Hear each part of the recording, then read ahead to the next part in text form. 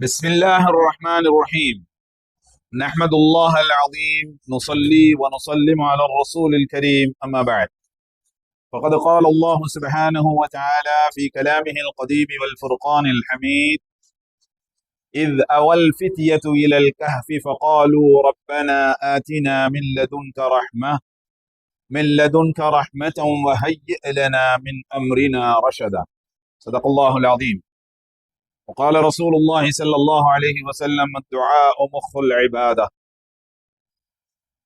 அல்லாஹு ஜல்ல ஷானஹு தஆலா அவனை கொண்டு நம்பிக்கை கொண்டிருக்கக்கூடிய இஸ்லாமிய சமுதாயத்திற்கு, முஃமின்களுக்கு, அவர்களுக்கு உலக வாழ்க்கையில் வாழ்வியல் ரீதியாக ஏற்படக்கூடிய சஞ்சலங்கள், வாழ்வியல் ரீதியாக ஏற்படக்கூடிய துன்பங்கள், துயரங்கள், கவலைகள், கஷ்டங்கள், சோதனைகள், இவை அனைத்தையும் அல்லாஹ்விடத்திலே எடுத்து கூறி அதற்கு அல்லாஹ்வினுடைய உதவியை பெறக்கூடிய வழியாக, அல்லாஹ்வினுடைய உதவியை பெற்றுத்தரக்கூடிய மிக பெரும் பொக்கிஷமாக அல்லாஹு ஜல்ல ஷானஹு தஆலா முஃமின்களுக்கு துஆ என்று சொல்லக்கூடிய பிரார்த்தனையை அல்லாஹ் வழங்கியிருக்கிறார். வாழ்க்கையில் ஒரு நிகழ்ச்சி, சூரத்துல் கஹஃப் என்கிற குகைவாசிகள் ஈமான் என்று சொல்லக்கூடிய அந்த பொக்கிஷத்தை, இறை நம்பிக்கையை பாதுகாப்பதற்காக வேண்டி இளைஞர்கள், வாலிபர்கள் 7 பேர் ஊரை விட்டும் ஈமானை பாதுகாப்பதற்காக வேண்டி பயணித்து சென்ற அந்த வரலாற்றை அல்லாஹு ஜல்ல ஷானஹு தஆலா சூரத்துல் கஹஃபிலே அல்லாஹ் கூறி காட்டுகிறார். அப்படி அவர்கள் பயணித்து சென்ற அந்த நேரத்திலே அவர்கள் கேட்ட ஒரு பிரார்த்தனையை அல்லாஹ் திருக்குர்ஆனிலே இடம்பெறச் செய்கிறார். இது அவல் ஃபித்யது இலல் கஹஃபி, குகையின் பக்கமாக சில இளைஞர்கள், வாலிபர்கள் ஒதுங்கிய போது, ஃபகாலு ரப்பனா ஆத்தினா மின் லதுன்க ரஹ்மா, யா அல்லாஹ் எங்களின் மீது அருள் புரிவாயாக, எங்களுக்கு நேர் வழியை இலகுவாக ஆக்குவாயாக என்று துஆ செய்த அந்த நிகழ்வை அல்லாஹ் திருக்குர்ஆன் ஷரீஃபிலே சொல்லி காட்டுகிறான். அந்த குகைவாசிகளான இளைஞர்கள், வாலிபர்கள் இந்த துஆ செய்ததற்கு பிறகு நடந்த அவர்களுடைய வாழ்க்கையின் எல்லா செயல்களும் மிகச்சிறந்த முறையிலே அல்லாஹ் ஜல்ல ஷானஹு தஆலா அமைத்து தந்தார். குகைவாசிகள் கேட்ட அந்த துஆவை, அந்த துஆவிற்கு பிறகு அவர்கள் அல்லாஹ்வினுடைய உதவியை பெற்ற நிகழ்வை சூரத்துல் கஹஃபிலே வழிநடிகிலும் அல்லாஹ் ஜல்ல ஷானஹு தஆலா துஆவினுடைய மகிமையை, அவர்கள் கேட்ட துஆவினுடைய மகிமையை பற்றி அல்லாஹ் சொல்லுவார். நபி ஸல்லல்லாஹு அலைஹி வஸல்லம் அவர்கள் சொல்லுவார்கள், அத்துஆஉ முஹுல் இபாதா, பிரார்த்தனை என்பது வணக்கங்களின் மூளையாக இருக்கிறது என்று சொல்லுவார்கள். எப்படி தொழுகை இருக்கிறதோ, எப்படி இன்ன பிற இபாதத்துகள் இருக்கிறதோ, அதை போன்றதுதான் துஆ என்று சொல்லக்கூடிய பிரார்த்தனை. நாம் துஆவை நாம் சரியாக விளங்கவில்லை என்றுதான் சொல்ல வேண்டும். துஆ என்கிற பொழுது நமக்கு தேவை இருந்தால் மட்டுமே நாம் துஆ செய்ய வேண்டும் என்ற தவறான புரிதல் நம்மிடத்திலே இருக்கிறது. துஆ என்பது ஒரு சிறந்த வணக்கமாக இருக்கிறது. நம்முடைய தேவைகள் இருந்தாலும் சரி, இல்லாவிட்டாலும் சரி, தொழுகை போன்ற இபாதத்தை போன்று துஆவும் ஒரு வணக்கமாக இருக்கிறது. எனவே வணக்கம் என்ற அடிப்படையில் துஆ அமைந்திருக்குமே தவிர நம்முடைய தேவைகளை மாத்திரம் கேட்பது நோக்கமாக இருக்கக்கூடாது. அது ஒரு சிறந்த இபாதத்தாக இருக்கிறது என்பதை நாம் நினைவிலே கொள்ள வேண்டும். எனவே தேவைகள் இருக்கிற பொழுதும் இல்லாமல் இருக்கிற பொழுதும் அல்லாஹ்விடத்திலே நாம் துஆ செய்வதற்கு தவறிவிடக்கூடாது. பிரார்த்தனைகள் நமக்கான மிகப்பெரிய ஆயுதமாக இருக்கிறது. அல்லாஹு ஜல்ல ஷானஹு தஆலா சில நேரங்களிலே அடியார்கள் துஆ செய்கிற பொழுது அடியார்கள் கேட்கக்கூடிய அந்த துஆவினுடைய வார்த்தைகளை, அந்த சொற்களை அல்லாஹ் கேட்டு ஆனந்தம் அடைகிறான். துஆ, பிரார்த்தனைகள் எந்தெந்த வழிகளில் எல்லாம் ஏற்றுக்கொள்ளப்படுகிறது என்பதை நம்மிலே அநேகர் அறிந்திருக்கிறோம். பிரார்த்தனைகள், ஒன்று, அவன் ஒரு அடியான் அல்லாஹ் இடத்திலே கேட்கக்கூடிய துஆவை அல்லாஹ் உடனடியாக ஏற்றுக்கொள்கிறான். இன்னொன்று, அல்லாஹு ஜல்ல ஷானஹு தஆலா அந்த துஆவை, அந்த துஆவிலே கேட்டதை அல்லாஹ் சற்று தாமதமாக தருகிறார். மூன்றாவது, அவர் துஆவிலே எதை கேட்கிறாரோ அந்த துஆவினுடைய பரக்கத்தினால் அவருக்கு வர இருக்கக்கூடிய பலாய்கள், முசீபாத்துகள், ஆபத்துகள் அவரை விட்டு நீக்கப்படுகிறது. நான்காவது, துஆவினுடைய மகிமை என்பது நாளை மறுமை நாளையிலே அடியான் உலகத்திலே கேட்ட எந்த துஆவிற்கும் எந்த விதமான பிரதிபலிப்பும் ஏற்பட்டிருக்காது. ஆனால் நாளை மறுமை நாளையிலே துஆக்கள் அவனுடைய துவாக்கள் அங்கீகரிக்கப்படாத துவாக்கள், அவன் பயனடியாத துவாக்கள் மலை போல் இருக்குமாம்.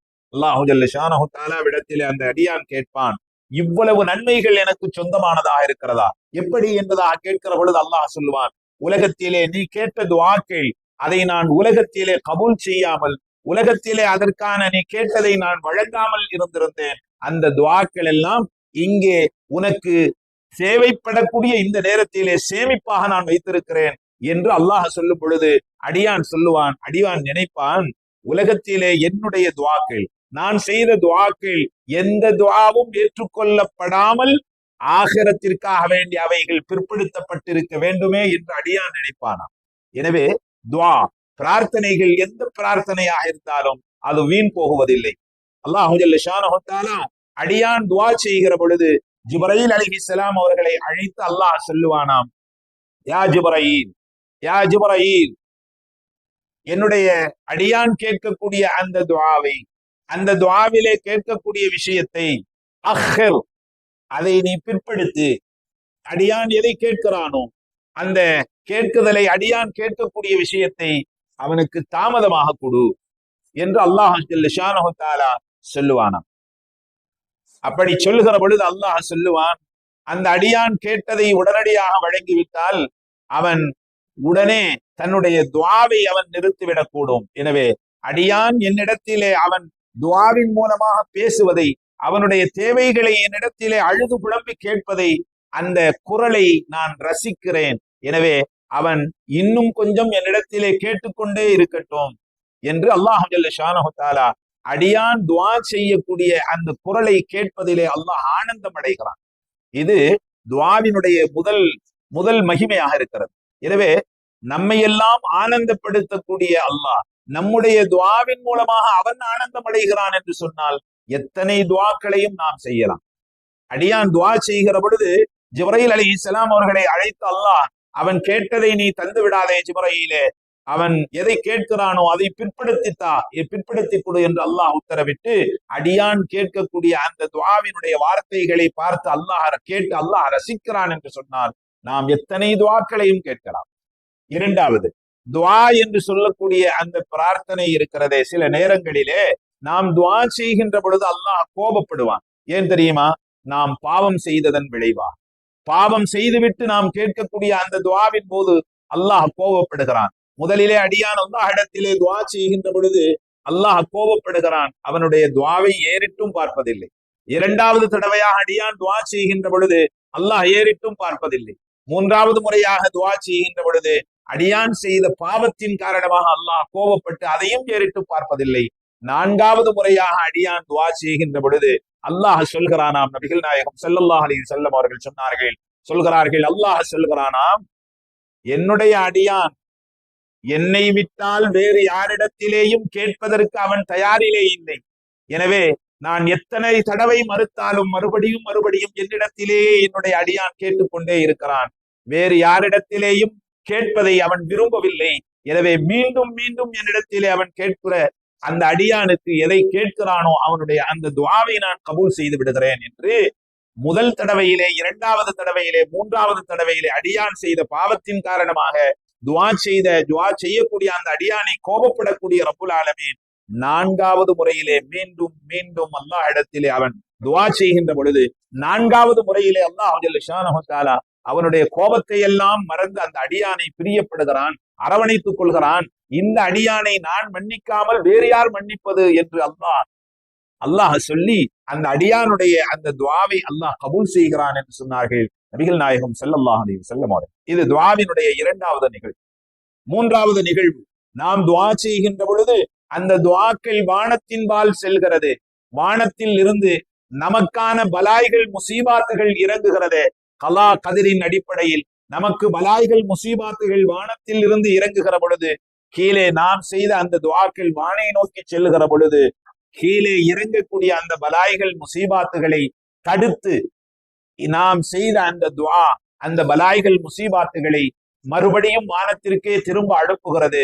மாத்திரமல்ல, போராட்டம் நடத்துகிறது. துஆ, நாம் செய்யக்கூடிய துஆ வானத்தில் இருந்து இறங்கி வரக்கூடிய பலாய்கள் முசீபாத்துகளோடு போராட்டம் நடத்தி அவைகள் அந்த அடியானிடத்திலே, அதாவது பூமிக்கு வந்து சேராமல் வானத்திலேயே மிகப்பெரிய ஒரு போராட்டத்தை நாம் செய்த துஆக்கள் நடத்துகிறது என்று சொன்னார்கள் நபிகள் நாயகம் ஸல்லல்லாஹு அலைஹி வஸல்லம் அவர்கள். எனவே நாம் செய்யக்கூடிய எந்த துஆக்களும் வீண் போகுவதில்லை. வரலாற்றிலே நிறைய நிகழ்வை நாம் கேள்விப்பட்டிருக்கிறோம். அபூ ஜஹில் என்பவரிடத்திலே அடிமையாக இருந்த இஸ்லாமிய பெண்மணி, முஃமினாக இருந்த ஒரு பெண்மணி, அந்த பெண்மணி ஈமானை ஏற்றுக்கொண்டதற்காக வேண்டிய அந்த பெண்மணியை அடித்தான், துன்புறுத்தினான். இந்த நிலையிலே அந்த பெண்மணியினுடைய பார்வைகள் போய்விட்டது. பார்வைகள் போய்விடும் அளவிற்கு தாக்கப்பட்ட அந்த பெண்மணியிடத்திலே அபூ ஜஹில் பேசினான். லாத் உஸ்ஸா என்று சொல்லக்கூடிய எங்களுடைய தெய்வங்கள் தான் நீ மதம் மாறியதன் காரணமாக எங்களுடைய தெய்வங்கள் உன்னுடைய கண் பார்வையை எடுத்து விட்டது என்பதாக சொன்னான். ஈமானை பெற்றிருந்த அந்த பெண்மணி ரோஷப்பட்டார்கள். ரோஷப்பட்டு கதவை தாளிட்டு கொண்டு அல்லாஹ்விடத்திலே பேசினார்கள். யா அல்லாஹ், என்னுடைய கைகால்கள் போனாலும் பரவாயில்லை, என்னுடைய கைகால்கள் ஊனமாக இருந்தாலும் பரவாயில்லை, பார்வை அறவே எனக்கு வாழ்நாளிலே கிடைக்காவிட்டாலும் பரவாயில்லை. யா அல்லாஹ், லாத் உஸ்ஸா என்று சொல்லக்கூடிய அந்த சிலையை நான் மறுத்துவிட்டு ஈமானை ஏற்றுக்கொண்டதற்காக வேண்டி என் பார்வை பறிக்கப்பட்டதாக அபூ ஜஹல் சொல்லுகிறானே. யா அல்லாஹ், யா அல்லாஹ், அந்த அபூ ஜஹலுடைய முகத்திலே கரியை பூச வேண்டும், உண்மையை ஹக்கை உலகத்திற்கு காட்ட வேண்டும்.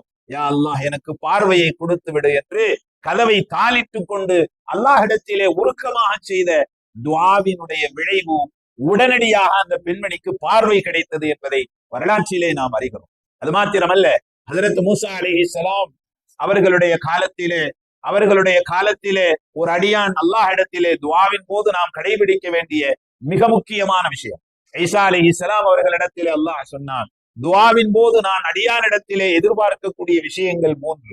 முதலாவது, அவனுடைய உள்ளத்தில் இருந்து, அவன் உருக்கமான முறையிலே உள்ளத்தில் இருந்து அவனுடைய துஆ இருக்க வேண்டும். இரண்டாவது, அவனுடைய உடல் உறுப்புகளிலே அவன் பணிவானவனாக, உடல் உறுப்புகள் பணிவோடு இருக்க வேண்டும். முதலிலே உள்ளத்தில் இருந்து ஆழமாக, உள்ளத்தில் இருந்து உருக்கமாக அவன் துஆ செய்கின்றானா, துஆ கேட்கின்றானா என்பதை நான் பார்ப்பேன். ஹஜ்ரத் ஈசா அலைஹிஸ்ஸலாம் அவர்களிடத்தில் அல்லாஹ் சொன்னான், முதலாவது உருக்கமாக அவன் கேட்கிறானா என்பதை பார்ப்பேன். இரண்டாவது, அவன் பணிவோடு கேட்கிறானா என்பதை பார்ப்பேன். மூன்றாவது, அவனுடைய கண்களிலே நீரை எதிர்பார்ப்பேன், கண்ணீரை எதிர்பார்ப்பேன் என்று ஹஜ்ரத் ஈசா அலைஹிஸ்ஸலாம் அவர்களுக்கு அல்லாஹ் ஜல்ல ஷானஹு தஆலா சொல்லி காட்டினான். எனவே துஆவின் போது நாம் அல்லாஹ் நம்மிடத்திலே எதிர்பார்க்கக்கூடிய மிக முக்கியமான விஷயங்கள் 3. உள்ளத்தில் இருந்து மிகுந்த கவனத்தோடு கேட்க வேண்டும், உருக்கமாக கேட்க வேண்டும், பணிவோடு இருந்து கேட்க வேண்டும்.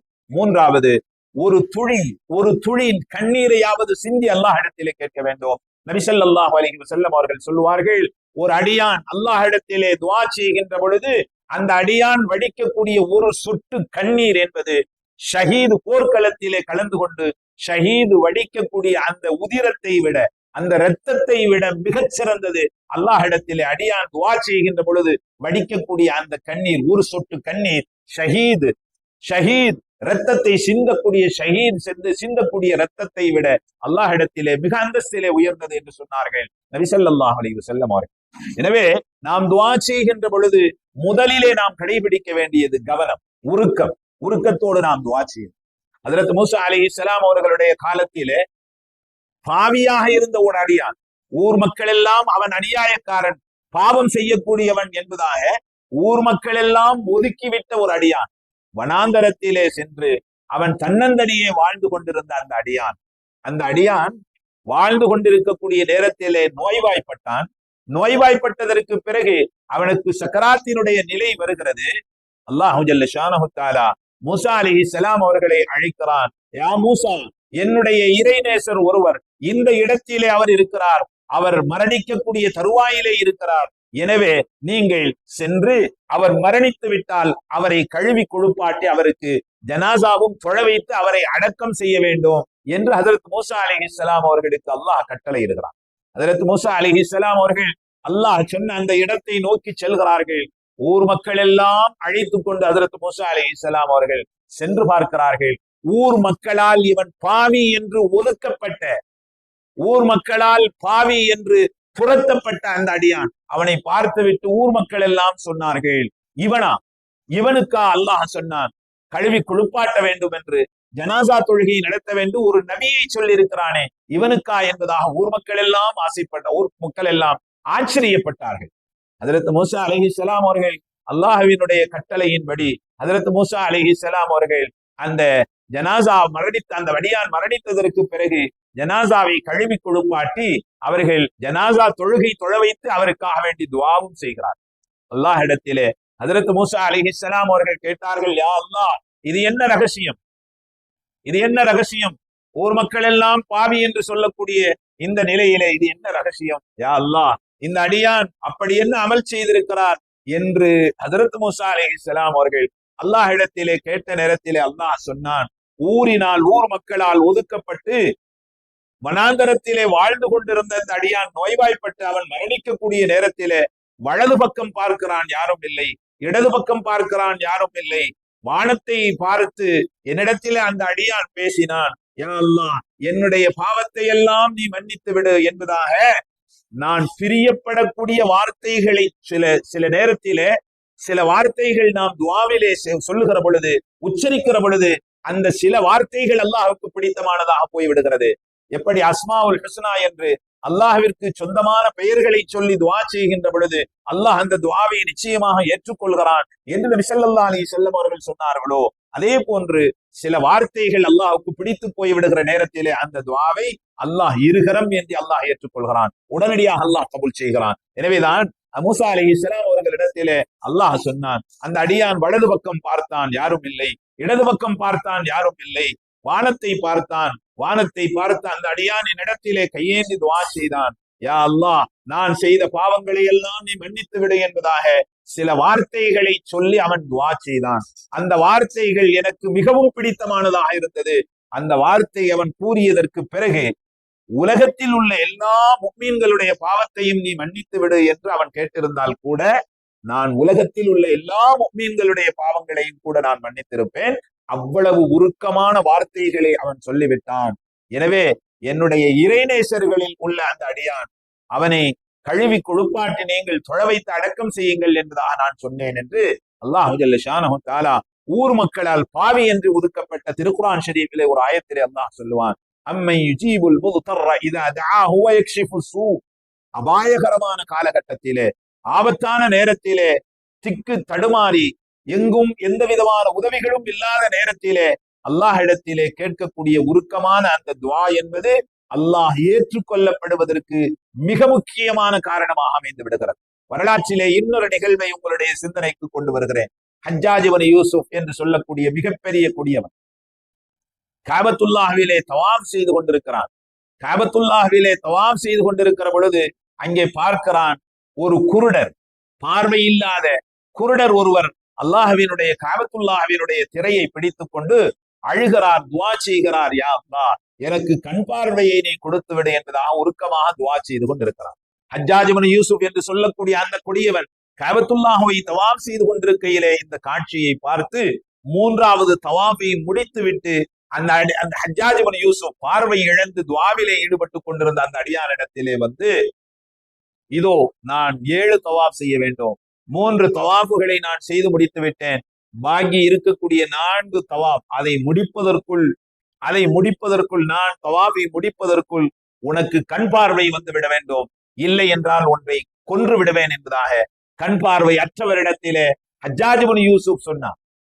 கண் பார்வை அற்றவர் அவன் சொன்னதற்கு பிறகு, யா அல்லாஹ், எனக்கு கண் பார்வை தருகிறாயோ இல்லையோ, எனக்கு உயிர் பிச்சை கொடு, உயிர் பாதுகாப்பு கொடு என்பதாக முன்னை விட உருக்கமாக துஆ செய்ய ஆரம்பித்து விட்டார். ஹஜ்ஜாஜ் இப்னு யூசுப் 7வது தவாஃபை முடித்து அவன் வருகிற பொழுது அவர் பார்வையை பெற்றிருந்தார். அப்பொழுதுதான் ஹஜ்ஜாஜ் இப்னு யூசுப் என்ற கொடியவன் சொன்னான், அடமடையனே, முன்னால் நீ எப்படி துஆ செய்து கொண்டிருந்தாயோ அதை விட உயிர் பாதுகாப்புக்காக இப்பொழுது துஆ செய்கின்றாயே, நீ கேட்கக்கூடிய துஆ பிரார்த்தனை என்பது இவ்வளவு உருக்கமானதாக இருக்க வேண்டும் என்பதை ஹஜ்ஜாஜ் இப்னு யூசுப் அந்த பார்வையை இழந்து துஆவின் மூலமாக திரும்பவும் பார்வையை பெற்றவருக்கு ஹஜ்ஜாஜ் இப்னு யூசுப் சொல்லி காட்டினான் என்பதை வரலாற்றிலே நாம் பார்க்கிறோம். எனவே நல்லடியார்களே, அல்லாஹ் நமக்கு தந்திருக்கக்கூடிய மிகப்பெரிய பொக்கிஷம் துஆ என்று சொல்லக்கூடிய மிகப்பெரிய பொக்கிஷம். நாம் நம்முடைய தேவைகளை, நம்முடைய கஷ்ட நஷ்டங்களை, நம்முடைய கவலைகளை, நம்முடைய துன்பங்களை, துயரங்களை அல்லாஹ்விடத்திலே எடுத்து வைப்பதற்கு அல்லாஹ்வால் தரப்பட்ட மிகப்பெரிய ஆயுதம் துஆ என்று சொல்லக்கூடியது. துஆ என்பதை சடங்காக நாம் நினைத்து விடக்கூடாது. துஆ என்பது மிகப்பெரிய இபாதத்தாக இருக்கிறது. எனவே நம்முடைய தேவைகள் இருக்கிற பொழுதும் இல்லாமல் இருக்கிற பொழுதும் நாம் அல்லாஹ்விடத்திலே கையேந்துவோம். அல்லாஹ்விடத்திலே கையேந்துவதை அல்லாஹ் விரும்புகிறான் மாத்திரமல்ல, அல்லாஹ்விடத்திலே நாம் மிகவும் அல்லாஹுவை பிடித்து அல்லாஹ்விடத்திலே நாம் மிகவும் உருக்கமாகவும் உரிமையோடும் அல்லாஹ்விடத்திலே நாம் துஆ செய்வோம். அல்லாஹ்விடத்திலே உரிமையோடு கேட்கிற பொழுது அல்லாஹ் பிரியப்படுகிறான், ஆனந்தம் அடைகிறான். மலக்குமார்களிடத்திலே சொல்லி அவன் ஆனந்தம் அடைகிறான். என்னுடைய அடியான் என்னிடத்திலே கையேந்து விட்டான். அல்லாஹு ஜல்ல ஷானஹு தஆலா அந்த துஆக்களை உடனே ஏற்றுக்கொண்டு விடுகிறான். அல்லாஹு ஜல்ல ஷானஹு தஆலா சொல்லுவதாக நபி ஸல்லல்லாஹு அலைஹி வஸல்லம் அவர்களின் மூலமாக நாம் கேள்விப்பட்டிருக்கிறோம். ஒரு அடியான் பாவம் செய்கிற பொழுது அந்த பாவத்தை மன்னிக்க கூடியவனாக அல்லாஹ் ஆகி விடுகிறான். அந்த அடியான் பாவம் செய்துவிட்டு கையேந்துகிற பொழுது அல்லாஹு ஜல்ல ஷானஹு தஆலா அந்த பாவத்தை மன்னிக்க கூடியவனாக அல்லாஹ் ஆகி விடுகிறான். எனவே ரப்புல் ஆலமீன் நமக்கு தந்திருக்கக்கூடிய மிகப்பெரிய பொக்கிஷமான துஆக்களின் வழியாக நம்முடைய எல்லா விதமான ஹலாலான தேவைகளை அல்லாஹ்விடத்திலே கேட்போம். நம்முடைய கவலைகளை, துன்பங்களை, துயரங்களை அல்லாஹ்விடத்திலே சொல்லுவோம். ஒரு துளி கண்ணீரின் மூலமாக அல்லாஹ்விடத்திலே நாம் எடுத்து வைப்போம். துஆவிற்கான மிகச்சிறந்த நேரம் அல்லாஹு ஜல்ல ஷானஹு தஆலா முதல் வானத்திற்கு வரக்கூடிய நடுநிசியினுடைய நேரம் துஆவுக்கு மிகச்சிறந்த நேரம் என்பதை நினைவில் கொள்வோம். வல்ல அல்லாஹு ஜல்ல ஷானஹு தஆலா துஆ என்று சொல்லக்கூடிய இபாதத்தை எந்நேரமும் எக்காலமும் அல்லாஹ்விடத்திலே நாம் துஆ செய்வோம். அந்த இபாதத்தை நிறைவேற்றுவோம். வல்ல ரஹ்மான் கிருபை செய்வானாக. வாஹிரு தஅவானா அல்ஹம்துலில்லாஹி ரப்பில் ஆலமீன். அஸ்ஸலாமு அலைக்கும் வரஹ்மத்துல்லாஹி தஆலா வபரகாத்துஹு.